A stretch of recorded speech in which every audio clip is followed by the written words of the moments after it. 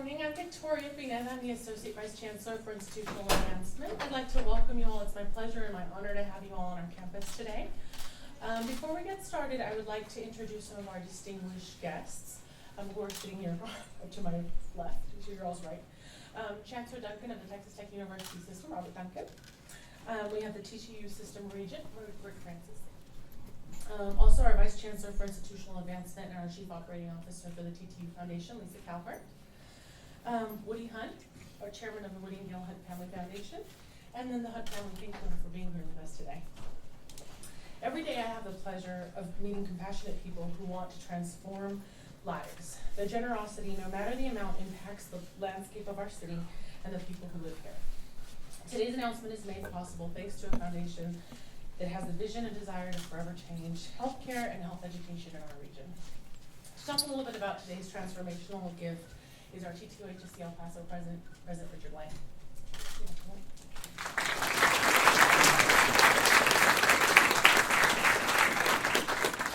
Well, good morning.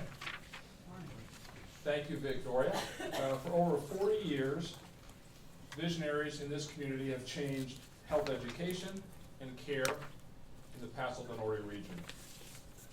TTUHSC El Paso, which has only been here since 2013, now has over 600 students, almost 2,000 employees, a clinical practice, and 3 schools.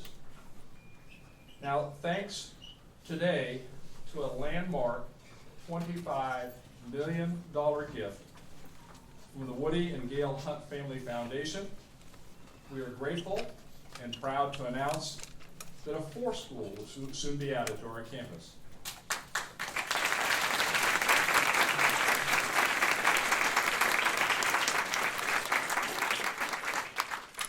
In the fall of 2020, Texas Tech University Health Science Center El Paso will welcome its first class to the Woody L. Hunt School of Dental Medicine.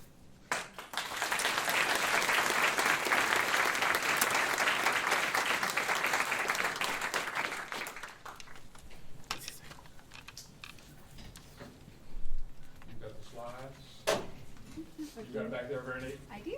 Great, good. It's been nearly 50 years since the last dental school opened in the state of Texas, and 2 of them are over 100 years old. Texas Tech University Health Science Center El Paso Woody L. Hunt School of Dental Medicine will mark the first one ever in West Texas. Now, this region is particularly underserved with respect to dental care, healthcare in general, but especially with respect to dental care.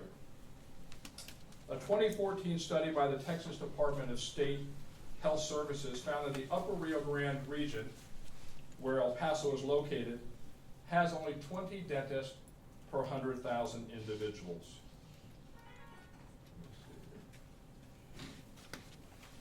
Pick that here, if I get the slide advanced. There we are, great. That's us on the left. That's the state of Texas on the right. We have 20 dentists per 100,000 people in our area. The state of Texas averages about 36 per 100,000. That means we're short by about 150 dentists in our area alone. In addition to that, more than 1/3 of the dentists in the state of Texas are at or nearing retirement age. Now, I know that depends upon what you consider retiring age, but I can tell you the city of El Paso, of our 172 dentists we have here, about 100 are the age of 55, or it's 60, almost 60%. And about 40% are over the age of 60. Lack of dental care has been linked to a number of disorders, including heart disease and stroke, pneumonia, diabetes, and cancer. These are the leading causes of death in El Paso County. And due to the lack of dental schools in the Paso del Norte region, few of our residents pursue a career in dentistry and practice in our region. Shown here were the 3 dental schools located in the state of Texas. One in San Antonio, one in Dallas, and one in Houston. Now, between 2006 and 2015, only 2.5% of the graduates of these dental schools located their practice in the upper Rio Grande region, and less than 1% located their practice in El Paso. Over 10 years, that's only 20 graduates. The Woody L. Hunt School of Dental Medicine will fill that gap. Historically, the Health Science Center has preferentially accepted and graduated students from El Paso. About a fourth of the medical students since its inception have come from El Paso. Almost 90% of the nursing students from El Paso. In our graduate school, our master's students, almost 60% come from El Paso, and 2/3 working on their post-baccalaureate degree are from El Paso. We know that in the state of Texas, about 80% of the students who graduate from a Texas dental school practice in Texas, and about 80% of them practice where they trained at. So this school is critical to meeting the dental care needs of El Paso and the upper Rio Grande region. To elaborate more on the philanthropic impact of this gift and others before it, I'd like to welcome Texas Tech University's Assistant Chancellor, Robert Duncan.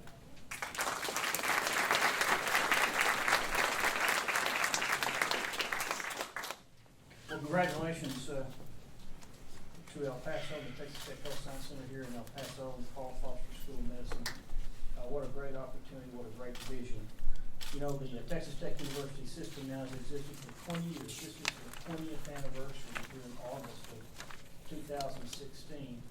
And the reason of, I think the significance of that history is the fact that without a system, we never would have been able to, I think, organize the philanthropy, organize the governmental approach to be able to get approval for a 4-year medical school here in El Paso, as well as for our nursing school, and as well as for the now a dental school here in El Paso. It's really a unique and exciting time. But the tech system didn't do this. It's the community here in El Paso has taken a leadership in providing for the health care in this region. The system assisted, but if you look at the investment made by the community here, not only governmental, but also the huge philanthropic investment made here, over $117 million in addition to this gift today, has made a difference for the people of El Paso, made a difference for the people of this region of the country and in Mexico as well. And so I think this is a unique opportunity for us. I'm very proud to be here today to be a part of this announcement. I'm also very proud of the Hunt family and what they've done for health care in this region with the Gayle Hunt School of Nursing, as well as now the Woody L. Hunt Dental Medicine School of Dental Medicine. It'll be easier as we see it more and more. It will be, I think it's a unique time for this region of the state. So a real exciting time for us here. I also want to congratulate the Hunt family for all they have done. Woody, I know you've been on the Board of Regents at another university system, but also chaired the vision and the strategic planning for the coordinating board for the state of Texas. So not only has El Paso made a major contribution to higher education in Texas, but with Paul Foster, chairman of the Board of Regents, Woody on that board, and also helping the coordinating board for this strategic planning, have made a major difference in higher education in Texas, and I think that's a very unique thing. Senator Rodriguez, I think it makes your job a lot easier in Austin whenever you have that kind of support out here for higher education generally. So congratulations to this community. Congratulations to Texas Tech Health Science Center in El Paso. Congratulations to Rick Lange for all the great work that you're doing here. We're real proud of your leadership that helps make this possible. And also proud of the leadership we have in our Board of Regents, which strongly supports what the mission is here in El Paso with the Texas Tech Health Science Center. And I would like to introduce to you now Rick Francis, who has been on the board longer than any person in the world. But is my boss, but really has a great vision for El Paso. And without Rick, he just really does a bang-up job, not only for El Paso, but for the whole tech system. Rick, turn it over to you.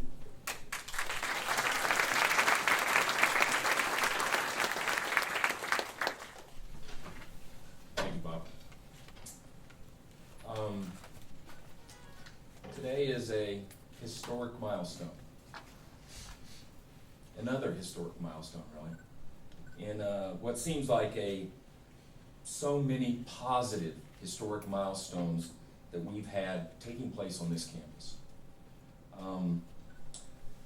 It's a milestone in one community's dream, our community's dream. Milestones that continue to inspire and highlight what can happen when the business leadership, the political leadership, many of who are sitting right here on the second row, the civic leadership, and the average person come together for a common vision for one's community. And one family and one man that leads that family has not only been involved in this dream from the beginning, but has been involved in so many positive, historic changes.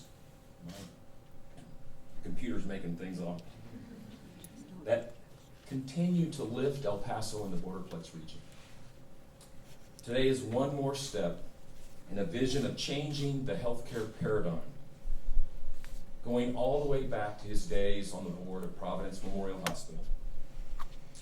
Woody Hunt has played a leadership role in creating the Paso del Norte Health Foundation, the Medical Center of the Americas Foundation, and first, along with its namesake, who's here today, Paul Foster, the Paul L. Foster School of Medicine, the Gayle Grieve Hunt School of Nursing. Gayle's right here. These two schools enabled us to get a full health sciences university. And you heard Dr. Lange give you the stats. Today, we've got 2,000 employees, 600 students who are getting an education they couldn't have gotten 15 years ago. And those 2,000 jobs are good, high-paying jobs. And he didn't mention that in 2017, our budget's projected to be north of $270 million being spent right here in El Paso. The Woody L. Hunt School of Dental Medicine is a tribute to a giant man whose mark on El Paso will positively impact this region and our entire great state for generations to come.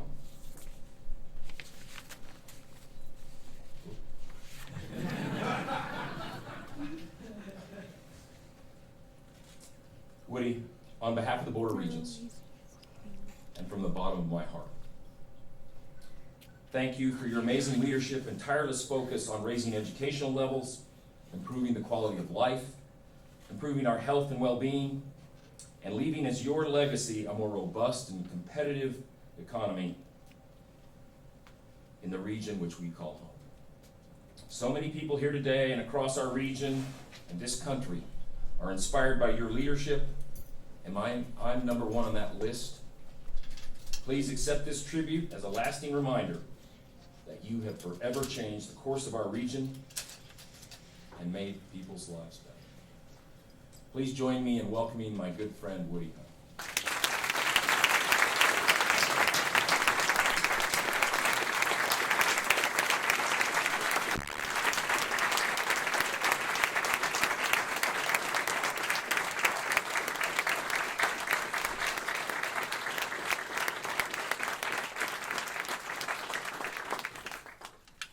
Thank everyone for being here today. I want to thank Rick Francis, Rick Lange, Chancellor Duncan for their words, kind words.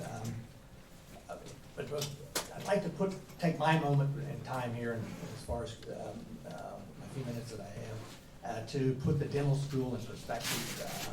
And in that sense, look at a timeline that really started in 1969 when Texas Tech opened a branch of Texas Tech Medical School Lubbock here for their 3rd and 4th year students. Then in 1973, opened the residency program at then Thomason Hospital. And then there was a break until 1998 when the state settled a tobacco suit and created a significant amount of money, most of which was to be allocated to health units, medical schools, and other health science units around the state. And this kind of opened an opportunity for a discussion, because the initial allocation had the money going to Texas Tech Lubbock for border health research, and not to the branch here on the border. And so a group, which included myself, led by then Senator Elliott Shapley, and then County Attorney Jose Rodriguez, now State Senator Jose Rodriguez, went into a mediation with then Chancellor John Montford, then State Senator Robert Duncan, now Chancellor Duncan. And so this group is, it's been a long journey, but the players haven't changed that much. The result of that, was a $25 million fund for Texas Tech, El Paso. Actually, UTEP got a $25 million fund at the end of the day, and Tech got an allocation. So it was a win-win-win situation. But I think that dialogue then began to create a discussion about what were the possibilities that we should be looking for this institution. What was really its potential?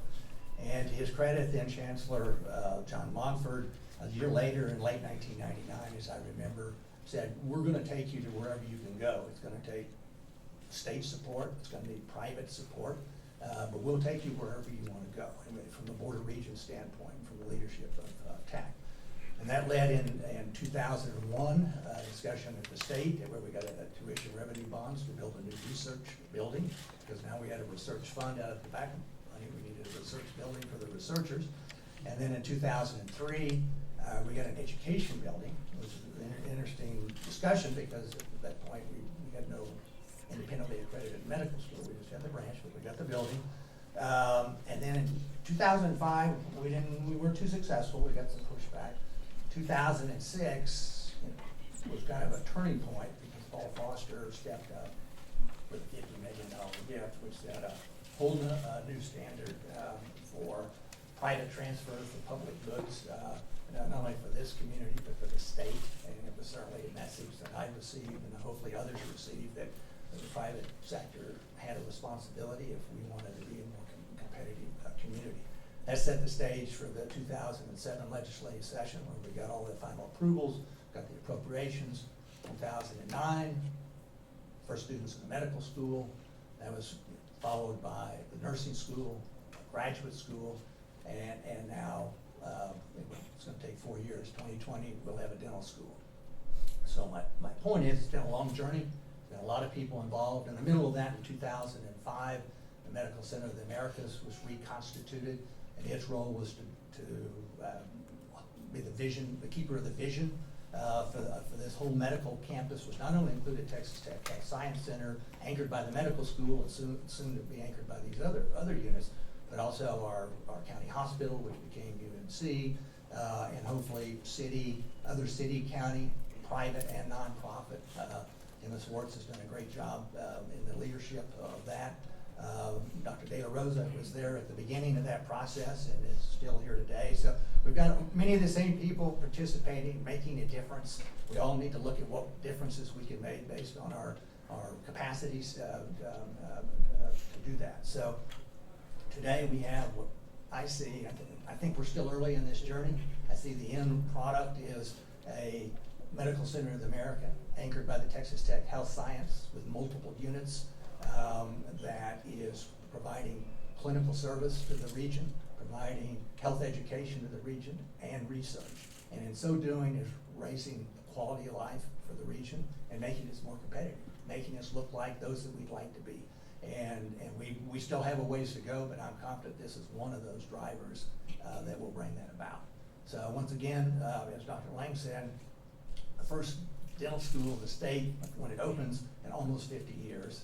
The first, you mentioned West Texas, I'd rather use the border. The first dental school on the border.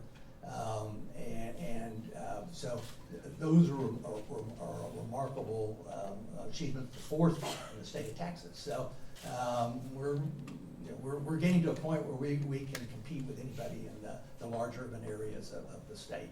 And so with that, I would like to thank everyone for being here today. Thank you.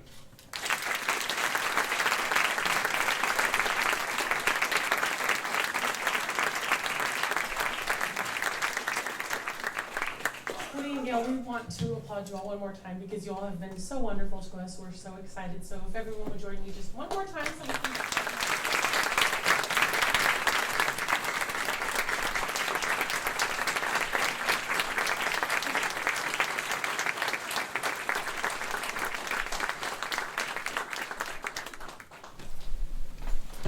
In closing, real change comes from community leaders coming together for a common purpose.